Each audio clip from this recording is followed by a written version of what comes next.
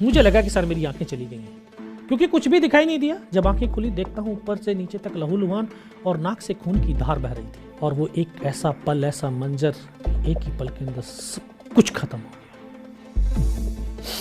मेरे तमाम साथी मेरे को छोड़ चुके थे। भारत माँ के लिए उन्होंने अपना सर्वोच्च न्यौछावर कर चुके थे। फर्स्ट में बाजू में, जांग में, नीचे पैर में, 3 जगह पे गोलियां मारी। मैं देख रहा हूँ कि धुआं निकल रहा, लेकिन उस दर्द को चुपचाप पड़ा मैं सहता रहा। एक सैनिक न क्षेत्र देखता, न जाति देखता, न धर्म देखता, सिर्फ एक वर्दी को देख करके अपने साथी के लिए अपने आप को कुर्बान कर देता है।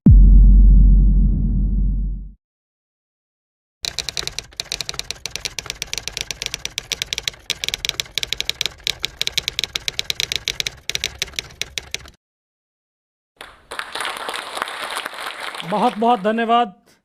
जोश एक ऐसा तत्व है जिसके बगैर इंसान कोई काम कर नहीं सकता है।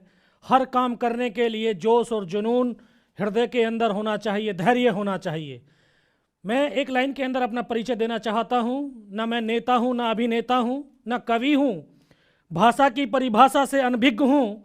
मैं इस देश का एक सेवक हूँ जो भारत माँ के आंचल पर लगे हुए लहू धब्बों को अपने लहू से साफ करता हूँ। मैं एक किसान और जवान का बेटा हूँ। जिस प्रकार से किसान अपनी निस्वार्थता से, मेहनत से, लगन से अपनी खेती को करता है और वो इतना धन धान्य कमाता है कि ताकि देश और दुनिया के लोग भूखे ना रह सकें। मैं वहीं से सीख करके एक प्राइमरी स्कूल में पढ़ करके धीरे धीरे बड़ा हुआ। पिता की जो है कहानियों को सुन करके उनके एक सपने देखने लगा कि मुझे भी भारतीय सेना में जाना चाहिए, देश की सेवा करनी चाहिए, रक्षा करनी चाहिए। और मुझे बहुत कम समय के अंदर, मात्र 16 साल 5 महीने की उम्र में भारतीय सेना में शामिल होने का सौभाग्य मिला। साथियों के साथ मिलकर के बहुत सारे उग्रवादियों के साथ ऑपरेशंस लड़े। वहाँ पर अपने साथियों से बहुत कुछ सीखा। और साथियों, सीखने के लिए कोई विद्यालय ही नहीं बल्कि हम हर जगह से सीख सकते हैं। सीखने की लगन होनी चाहिए। हमने मिलिटेंटों से भी सीखा, अपने साथियों से भी सीखा, और वो सिखलाई मुझे कारगिल युद्ध के दौरान काम आई। जब कारगिल का युद्ध शुरू हुआ तो वर्ष 1999 में, तब मैं शादी करने के लिए घर छुट्टी आया हुआ था।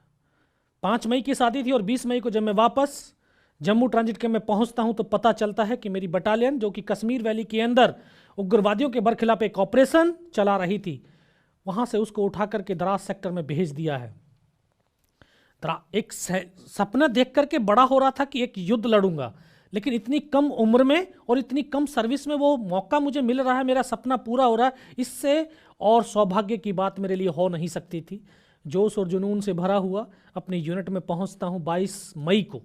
तो वहाँ पर हमारी बटालियन तलोलिंग पहाड़ी, जो द्रास सेक्टर की नेशनल हाईवे 1 अल्फा से सटी हुई पहाड़ी थी, उस पहाड़ी के ऊपर लड़ाई लड़ रही थी। अपने साथियों के साथ मिलकर के वहाँ पर काम किया। 22 दिन तक उस पहाड़ी के ऊपर लड़ाई लड़ी। 22 दिन में बहुत सारे जवानों को खोया और जब जाकर के 12 जून 1999 को हिंदुस्तान ने पहली सफलता के रूप में तलोलिंग पहाड़ी को प्राप्त किया। और दोस्तों, मैं आपको ये बताना चाहता हूं कि व्यक्ति की पहचान कोई ओहदे या रैंक से नहीं बल्कि उसके कर्म से होती है। मैं भी आप ही की तरह एक आम इंसान हूं। कोई विशेष योग्यताएं लेकर के धरती पर अवतरित नहीं हुआ। कोई ऐसा विशेष कौशल नहीं था जिस कौशल के तहत मैं फौज में भर्ती हुआ, बल्कि एक आम सैनिक प्रोसेस के द्वारा एक आम सैनिक की तरह मैं भर्ती हुआ आम सैनिक ही हूँ और आप लोगों की तरह एक आम इंसान ही हूँ। लेकिन 22 दिन की जो लड़ाई थी, उस लड़ाई के दौरान जो हमारी टीम को एक टास्क मिला था कि नीचे से ऊपर अपने साथियों को अमनेशन और राशन पानी पहुंचाने का, मैं उन साथियों के साथ मिलकर के काम करता रहा। और 22 दिन में सिर्फ हम 3 जवान ऐसे थे जो कंटिन्यू चले। सुबह 5:30 बजे चलते थे, रात को 2:30 बजे पहुंचते थे और फिर 2 घंटे में नीचे आते थे। इसी काम की बदौलत हम तीनों जवानों की एक पहचान बनी कि ये तीनों लड़के फिजिकली और मेंटली बहुत स्ट्रांग हैं, इनको कहीं दूसरी टुकड़ी के अंदर शामिल किया जाए। जैसे हम वापस नीचे आए, एक दूसरे ऑपरेशंस की प्लानिंग शुरू हुई, तो द्रास सेक्टर की सबसे ऊंची चोटी टाइगर हिल टॉप, उसको फतेह करने का हमें टास्क मिला। और battalion commander colonel Kushal Chand Thakur ने उस टास्क को सहर्ष स्वीकार किया और अपने जवानों के अंदर एक जोश और जुनून पैदा किया कि हमारे साथियों का बदला लेने का हिंदुस्तान और हिंदुस्तान की फौज ने दोबारा से एक मौका दिया है। हम अपने साथियों का बदला लेंगे और उस बदले की जुनून में, उस जोश में हमने अपनी प्लानिंग बनाई और प्लानिंग के तहत टाइगर हिल टॉप को फतेह करने का एक प्लान शुरू किया, उसकी रिहर्सल शुरू की और आखिरकार 2 जुलाई को हमने उस पर चढ़ना शुरू किया। तो अटैक में जो सबसे पहले अटैक करना था टाइगर हिल टॉप के ऊपर, वो थी घातक प्लेटून एज ए कमांडो टुकड़ी, जिसमें बटालियंस के चुनिंदा जवान थे जिनका फिजिकली और मेंटली बहुत टफ था। उन जवानों को उसमें शामिल किया गया और क्योंकि हाइट 16,500 फीट ऊंची, जिस पर बर्फ ही बर्फ, ऑक्सीजन की कमी थी, तो इस सब को देखते हुए इस तरह से जवानों का मिश्रण करके वो टीम बनाई गई। 2 जुलाई को हमने चढ़ना शुरू किया और साथियों उस पहाड़ी पर सिर्फ रात को चढ़ सकते थे, दिन में नहीं, क्योंकि दुश्मन दूर से देख करके आसानी से बर्बाद कर सकता था। दुश्मन को सरप्राइज करने के लिए जरूरी था कि हमें रात को चलना है, अंधेरे में चलना है, ताकि हम नज़दीक से नज़दीक उनके पास पहुंच करके उनका खात्मा कर सकें। और हमने इसी प्रकार से रातों रात चढ़ाई शुरू की। और वो तो इतनी मजबूती के साथ बैठे हुए थे, उन्होंने कभी सपने में भी नहीं सोचा था कि हम यहाँ से वापस चले जाएंगे। लेकिन ये हिंदुस्तान के सैनिक थे जिन्होंने उनके मोर्चों के अंदर घुस करके उनका कब्रिस्तान बना दिया था। 2 रात और 1 दिन की चढ़ाई चढ़ने के बाद तीसरी रात की वो सुबह आज भी मेरे दिल और दिमाग के ऊपर छाई हुई है। सुबह का वक्त था, रस्सियों के सहारे कठिन बिल्कुल 90 डिग्री की चट्टान, उसके ऊपर रस्सियां बांध करके एक दूसरे का सहारा लेकर के ऊपर चढ़ रहे थे। तभी दुश्मन ने दोनों तरफ से फायरिंग खोल दिया और हमारा रास्ता कट ऑफ हो गया। केवल हम 7 जवान ऊपर पहुंच पाए। ऊपर पहुंचते हैं तो सामने दुश्मन के 2 बंकर्स, 7 जवानों ने जाकर के आधाधुंध फायरिंग किया और उसमें बैठे हुए तमाम पाकिस्तानी सैनिकों को मौत के घाट उतार दिया। लेकिन जो टॉप था, टॉप वहां से 50-60 मीटर रहा होगा। टॉप पर बैठे हुए दुश्मन ने देखा कि हिंदुस्तान की फौज यहां तक पहुंच गई है, इतना जबरदस्त हमारे ऊपर गोलाबारी शुरू किया कि हम एक कदम आगे रखते हैं तब भी हमारी मौत है और एक कदम पीछे रखते हैं तब भी हमारी मौत है। यानी मरना तो निश्चित हो गया था। अभी हमने सोचा मरना ही तो है, मरने से पहले जितने ज़्यादा से ज़्यादा पाकिस्तानियों को मार सकते हैं मारेंगे। क्योंकि मैं आप सबको ये बताना चाहता हूँ कि हिंदुस्तान का सैनिक, उसका शरीर चाहे गोलियों से छलनी क्यों ना हो जाए, उसके शरीर के अंदर एक रक्त का आखिरी कतरा भी बचता है और आखिरी सांस भी बचती है, तो उसके कदम हमेशा दुश्मन की तरफ बढ़ते हैं, उसके कदम कभी पीछे डगमगाते नहीं हैं। ये ताकत है मेरे देश और मेरी सेना की। हमने सोचा मरना ही तो, इसलिए हम आगे बढ़े और आगे बढ़ करके उनकी डेड बॉडियों को बाहर निकाल करके फेंका और उनके मोर्चों से हमने फायरिंग शुरू किया। 5 घंटे तक लगातार हम वहाँ से उनसे लड़ते रहे, लेकिन देर पीछे से बिल्कुल कट ऑफ थे, कोई सपोर्ट था नहीं, तो अम्युनिशन भी खत्म होने लगा। फिर हमने दोबारा से प्लानिंग बनाया कि हम फायर तब खोलेंगे जब दुश्मन बिल्कुल नज़दीक होगा। तो उसी प्लानिंग के साथ हमने, जब दुश्मन ने भारी तादाद में हमारे ऊपर गोलाबारी किया तो हमने फायर बंद कर दिया। फायर बंद करते ही तो उनको भी लगा कि शायद इनका अम्युनिशन ख़त्म हो गया या मारे जा चुके हैं। तो उसी को देख करके उन्होंने 20-25 मिनट के बाद 10-12 पाकिस्तान के जवान सिर्फ ये देखने के लिए कि हिंदुस्तान के जवानों की संख्या कितनी है, जिंदे या मर गए, तो जब वो पत्थरों से निकल करके सामने आए तो हमने एक साथ, क्योंकि अलग अलग पत्थरों के पास आपस में कोऑर्डिनेशन करके बैठे हुए थे, एक साथ फायरिंग किया। उनमें से 1-2 बचा होगा, सबको मौत के घाट उतार दिया। तो देखा जो उनका 1-2 बचा था, उन्होंने जाकर के अपने कमांडर्स को बताया कि हिंदुस्तान के वहाँ पर जवानों की संख्या 8 या 10 ही है। विदिन 30 मिनट हमें संभलने का मौका ही नहीं मिला। 35 से 40 पाकिस्तान के जवान दोबारा से हमला कर दिया और हमला इतना ज़बरदस्त, जितने भी उनके पास हैवी वेपन थे तमाम वेपन्स का आधाधुंध फायरिंग किया और फिर ऊपर से पत्थर फेंकते हुए अल्लाह अकबर के नारे लगाते हुए नज़दीक आने लगे, ग्रेनेड फेंकने लगे। लेकिन हमने फायर नहीं खोला क्योंकि हमें मालूम था कि अगर हम फायर खोलते हैं हमारी लोकेशन जाहिर होगी और दूर से दूर हमें आसानी से बर्बाद कर देगा वो। हम नज़दीक आने का उनका इंतजार करने लगे, तो काफ़ी नज़दीक आए तो जो हमारी एक LMG थी, लाइट मशीन गन, वो उनको दिखाई देगी। सीधा उसी के ऊपर उन्होंने जो RPG का राउंड दाग दिया और वो हमारा वेपन डैमेज हो गया। तो आज भी मेरे प्लेटून हवलदार के वो शब्द जहन के अंदर गूंजते हैं। उन्होंने मुझे आवाज़ दिया, योगेंद्र इस LMG को उठा करके फेंक, क्योंकि इस वेपन के सिवा आज दुनिया में कोई बचाने वाला नहीं है। मैं वेपन को उठा करके उनकी तरफ फेंका तो मेरी नज़र ऊपर की तरफ गई, देखा था हूँ सामने पत्थर के ऊपर 7 पाकिस्तान के जवान खड़े हुए हैं। मैं बोला सर ये तो बहुत नज़दीक आ गए, शायद मेरी आवाज़ वहाँ तक पहुँची। उन्होंने सीधा ऊपर से ग्रेनेड फेंका और ग्रेनेड का जो मेरा एक साथी था पीछे तरफ लेट करके फायर कर रहा था, दोनों के बीच में आकर ग्रेनेड फटा, उसकी यहाँ से उंगली कट करके दूर जा करके पड़ी।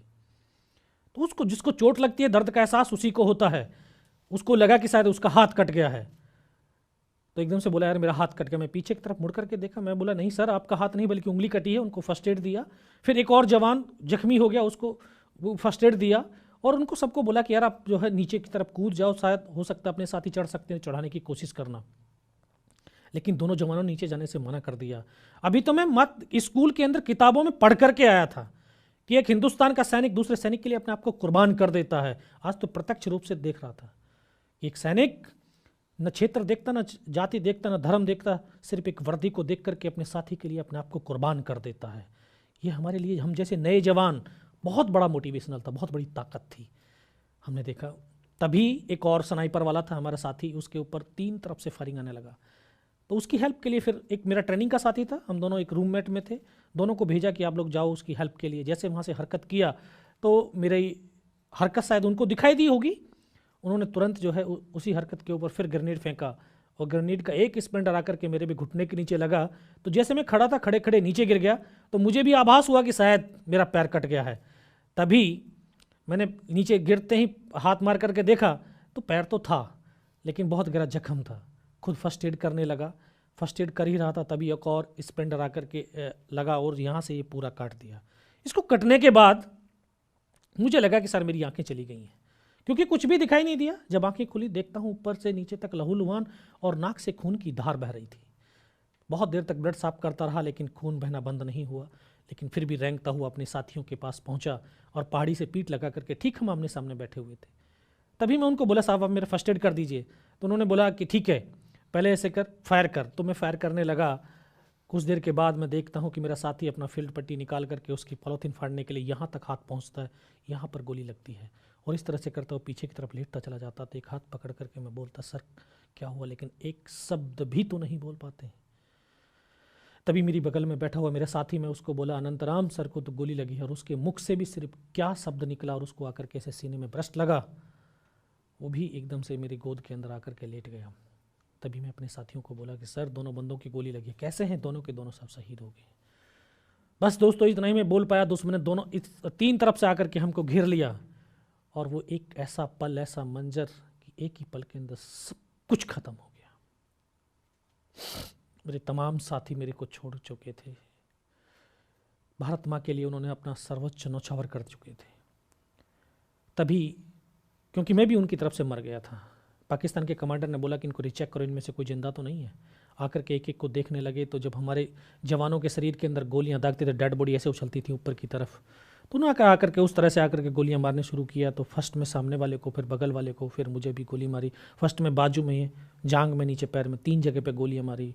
मैं देख रहा हूँ कि धुआं निकल रहा, लेकिन उस दर्द को चुपचाप पड़ा मैं सहता रहा।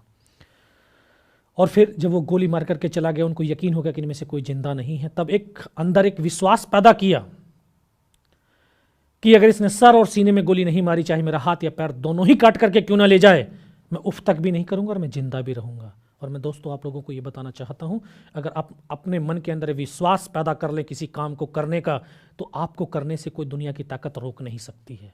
आप उस काम को 100% पूरा कर सकते हैं। मैंने सोचा कि अब कुछ भी कर ले, जिंदा रहूंगा। उस विश्वास के साथ मैं पड़ा रहा चुपचाप। फिर तभी उनके कमांडर्स ने हमारे नीचे वाले पोस्टों के ऊपर हमला करने के लिए रणनीति बनाई और अपने साथियों को मैसेज पास किया कि नीचे जो हिंदुस्तान का पोस्ट है उसके ऊपर हमला कर दो। ये आवाज़ जैसे सुनी तो मुझे लगा कि आज तो मेरी पूरी टीम खत्म हो जाएगी, क्योंकि ये भी सत्य है कि हम धरती पर जब हैं तो धरती को चलाने वाली कोई ना कोई शक्ति है, जिसको हम अल्लाह, वाहिगुरु और ईश्वर के नाम से जानते हैं। तब उस परमात्मा को मैंने याद किया और कहा कि सर मुझे बस इतना जिंदा रख दे कि मैं अपने साथियों को सूचित कर सकूं ताकि उनकी जान बच सके। और ये बिल्कुल सत्य, अगर निस्वार्थ भाव से सच्ची श्रद्धा के साथ उस परमपिता परमेश्वर को याद करते हैं तो वो शक्ति भी साथ देती है। चुपचाप पड़ा रहा, एक मौके की तलाश में था। तभी उन्होंने दोबारा से फिर आकर के हमारे गोलियां मारनी शुरू करी और हमारे हथियार उठाने शुरू कर दिए। उसने आकर के दोबारा से उसी प्रकार से गोलियां मारी, फिर भी मेरी बाजू में, पैर में गोली मारी। और एक कदम जब आगे चला तो उसने जब सीने की तरफ राइफल करी, तब मुझे लगा कि शायद अब नहीं बचूंगा। तो उसने गोली चला दी। पीछे से पूरी पैंट फटी हुई थी, यहाँ पे पर्स रखा था, पर्स में भी 5-5 रुपए के कुछ सिक्के थे। कहते हैं कि जाको राखी साइयाँ मार सके ना कोई, जब तक मौत नहीं आती उसको कोई मार नहीं सकता है। तो उसने गोली चलाई और जाकर के पर्स में सिक्कों पे जाकर के लगी और रिकोचिट होगी। उस गोली के धक्के से मुझे खुद आभास हुआ कि अरे मैं तो मर गया हूँ।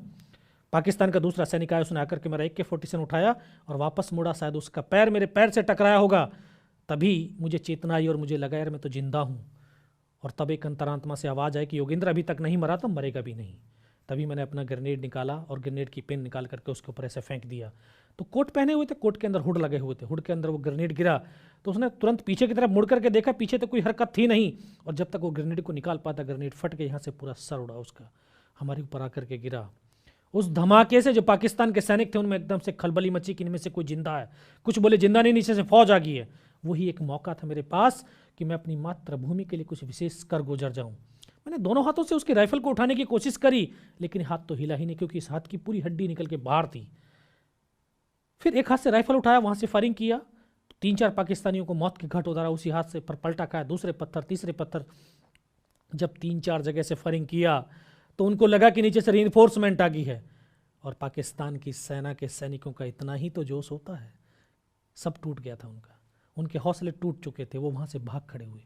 3-4 मीटर रेंगता हुआ मैं आगे गया, आगे जाके देखता हूं तो सामने उनका लंगर चल रहा है, उनके लिविंग टेंट लगे हुए, उनके तमाम जो सपोर्टिंग वेपन थे उनका डिप्लॉयमेंट था, वो सब कुछ वहां से देखा। देखने के बाद फिर मैं वापस मुड़ा, क्योंकि उस समय जहन के अंदर एक ही पागलपन था कि अपने साथियों को पास जाना है, अपने साथियों को बचाना है।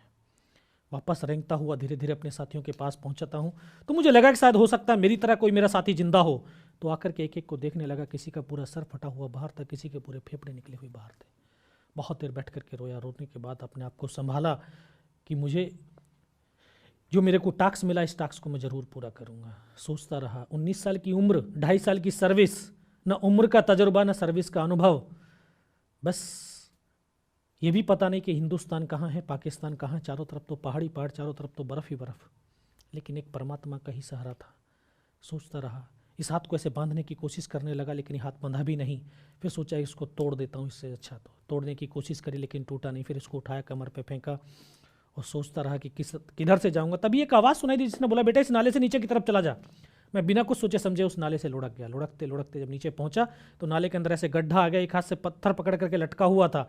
तभी मुझे लगा कि शायद मैं पाकिस्तान की तरफ आ गया हूँ, तो नीचे देखा तो मेरे साथी थे, उनको आवाज़ दिया, वहाँ से वो निकाल करके ऊपर लेकर के गए, और फिर उनको मैं इन्फॉर्मेशन बताया कि सर इस प्रकार से हमारे तमाम साथी शहीद हो चुके हैं और अभी आपके लोगों के ऊपर अटैक होने वाला है। ये इन्फॉर्मेशन कमांडिंग ऑफिसर को दिया। कमांडिंग ऑफिसर ने बताया कि इस लड़के को जल्दी जल्दी मेरे पास पहुँचाओ। पहाड़ी में साथियों, मेरे दोस्तों, मैं आपको ये बताना चाहता हूँ कि पहाड़ी पर चढ़ना बहुत आसान है, लेकिन उतरना बहुत मुश्किल है, वो भी कैजुअलिटी को लेकर के। मुझे साथी अपने जो है जवान कंधे पे डाल करके पीछे की तरफ लाने लगे। 1:30 या 2 बज रहा था दिन का उस समय। सीओ साहब के पास पहुंचते पहुंचते शाम हो गई थी। इतना ब्लड निकल चुका था कि मुझे भी दिखाई देना बिल्कुल बंद था। सीओ साहब ने बोला, बेटा पहचानता? मैं कहा साहब आवाज़ सुनाई दे रही लेकिन दिखाई कुछ नहीं दे रहा। बोला, मैं तेरा commanding officer colonel Kushal Chandra Thakur. तो तभी मुझे पता चला और कि मैं यहाँ पर पहुँच चुका हूँ उनके पास। तो मैं बोला सर मुझे बहुत तेज़ सर्दी लग रही है। उन्होंने अपने टेंट के अंदर लिटाया, 3-4 स्टॉप जलवाए, थोड़ी सी गर्मी महसूस हुई। तो बोले, बेटा कुछ बता सकता? मैं कहाँ सब बता सकता हूँ। तब उनको तमाम ऊपर की इन्फॉर्मेशन थी वो दिया, और लास्ट में सीओ साहब ने बोला, बेटा जवान की रिक्वायरमेंट क्या है? मैं कहा साहब जवान की रिक्वायरमेंट अम्युनिशन और फील्ड पट्टी के बाकी कोई रिक्वायरमेंट नहीं है। बोला, खाने के लिए नहीं चाहिए? दोस्तों 72 घंटे से भी ज़्यादा का समय हो गया था। एक बड्डी पेयर ने सिर्फ आधा बिस्कुट का पैकेट खाया था, बाकी तो भूख ही नहीं लगती है साहब, आधा तो बैलेंस था हमारा। बस इतना कहते कहते तभी डॉक्टर साहब ने कौन सा इंजेक्शन लगाया, फिर मुझे पता नहीं मैं कहाँ पर हूँ। 3 दिन के बाद होश आया, देखा पता चला कि 92 बेस हॉस्पिटल श्रीनगर, और वहीं पर मुझे पता चला कि उसी रात को मेरी टुकड़ी ने दोबारा से अटैक किया और बिना कुछ कैजुअलिटी के टाइगर हिल टॉप के ऊपर विजय पताका फहरा दिया।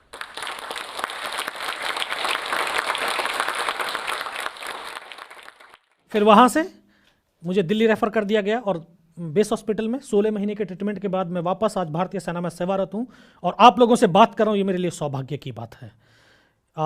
हर एक जवान के अंदर, हर एक इंसान के अंदर एक जोश और जुनून होना चाहिए अपने कार्य को करने के लिए, अपने देश के लिए, अपनी ऑर्गेनाइजेशन के लिए। अगर जुनून है, जोश है, धैर्य है, तो आप हर हाल में, हर कीमत पर, हर चुनौती का सामना करके अपने कार्य को पूर्ण कर सकते हैं। और मेरे जो युवा हैं उनसे मैं ये कहना चाहता हूँ कि जो भी काम करें उस काम के लिए सबसे पहले, उस काम के अंदर सबसे पहले राष्ट्र को सर्वप्रथम रख करके काम करें, क्योंकि आपके काम से आपका राष्ट्र किधर जाता है ये आप लोगों के ऊपर निर्भर करता है। जैसे आप कर्म करेंगे, जैसे आप इस राष्ट्र को जिधर लेकर के जाएंगे, राष्ट्र उधर जाएगा, क्योंकि युवा राष्ट्र की ताकत है।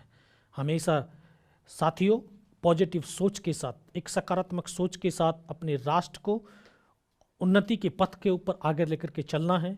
और हम सबका दायित्व बनता है कि जिन्होंने अपनी कुर्बानियां दे करके इस देश को सुरक्षित और स्वतंत्र किया है, उस स्वतंत्रता को हमने जो है बखूबी पूर्ण रखना है। और अंत में मैं दोबारा से सभी का मैं धन्यवाद करता हूँ और यही कहता हूँ कि कर्मवीर को कोई रोक नहीं सकता है करने से, और उसको कौन मार सकता है जिसको जो कभी ना डरता हो मरने से। जय हिंद, जय भारत। ये जोश टॉक्स का ये वीडियो अगर आपको अच्छा लगा तो शेयर कीजिए और लाइक कीजिए, और जोश टॉक्स के चैनल को हमेशा सब्सक्राइब कीजिए।